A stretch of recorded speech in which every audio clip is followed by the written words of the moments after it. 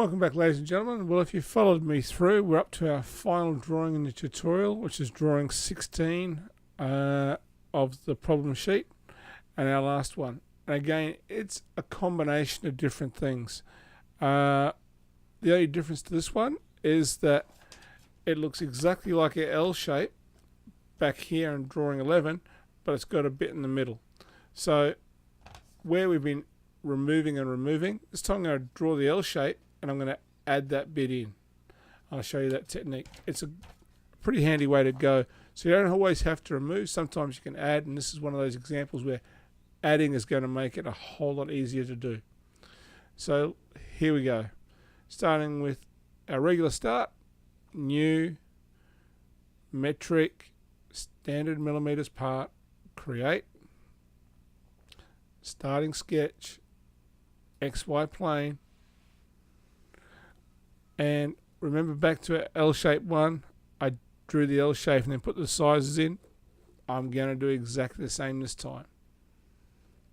So going back to my line tool, finding my center, my origin there, making sure it's 90 degrees, making sure the L shape is definitely not to size. So as I add the dimensions to it, and back to my origin, so making sure the sizes are nothing like it. So as I add the dimensions to it, it changes automatically. Doing my long side first, which is 50, and just like in drawing 11, I'm going to make the bottom 50. Can't see all my drawing. Going up to my drawing cube up here, hitting the word front once, left click, opens it up. Dimension of the other side along here. Looking at my drawing, it shows a dimension of 30 millimeters. And again, I know the dimension of this part here is 10 millimeters, and the dimension of this part here is 10 millimeters. Alright, finish sketch. Extrude. Extrusion's going to be 20 millimeters wide. And we've got what looks very similar to what we drew in drawing number 11. The only thing I'm going to do now is make sure I get my orientation right, so that I know that my orientation of my L shape on my drawing 16 is the same on my drawing page as it is on my screen. Alright, I can see from this I've got to add a block down here, a triangle block down here. How do I do that? Well, I obviously can't see down there at the moment. And this is where if you don't get your orientation right, you're likely to draw it on top here. And technical drawing is about being precise and accurate. So easy way is go up to my cube in the right hand corner here, click on my opposite corner, bang, there it is.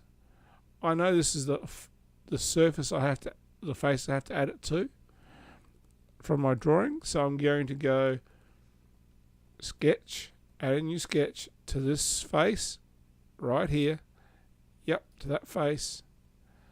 I'm going to project my geometry. Got it. Check what I see. Yep. Alright. So I'm on the right face. I'm going to use my line tool. Again, I'm going to draw it so it's definitely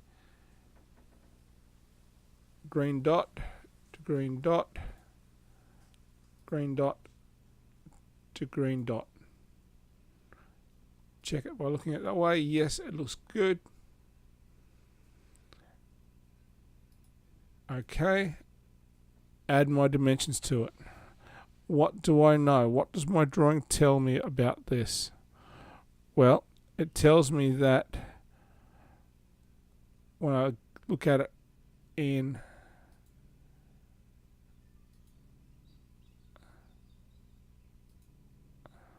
it tells me that along the 30 side, that gap from there to there is going to be 10. So from that point to that point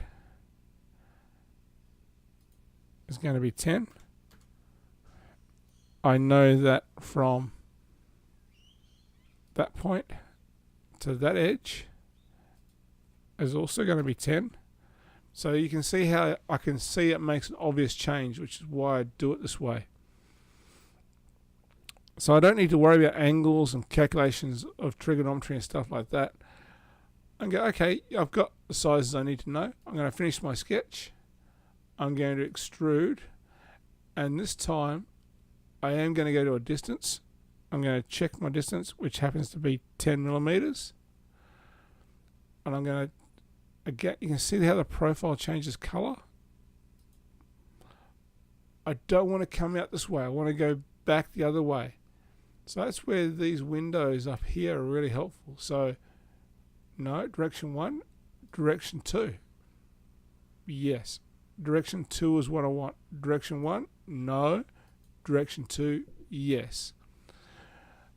I'm happy with what it looks like. Go OK.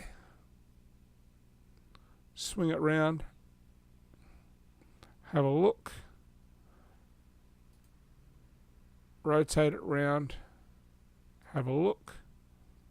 So I've now orientated it so it's the orientation is the same on my drawing here as is on my screen. And because they're the same, I'm happy. I can now go File, Save As, Drawing 16. Okay. Save. And that's this brings to a conclusion my 16 tutorial drawing lessons on Introduction to Inventor basic skills. I hope you've enjoyed them. If you do, give me a thumbs up. If you don't, give me a thumbs down. And I hope to see you next time when we do the more advanced drawings of the giant peg and of the pyramid game, where we're going to do animations and assemblies, because we've only drawn single components up to this point. In our next tutorials, we're going to be doing the components, assemblies, and then the animations for it. So until then, cheers guys, bye.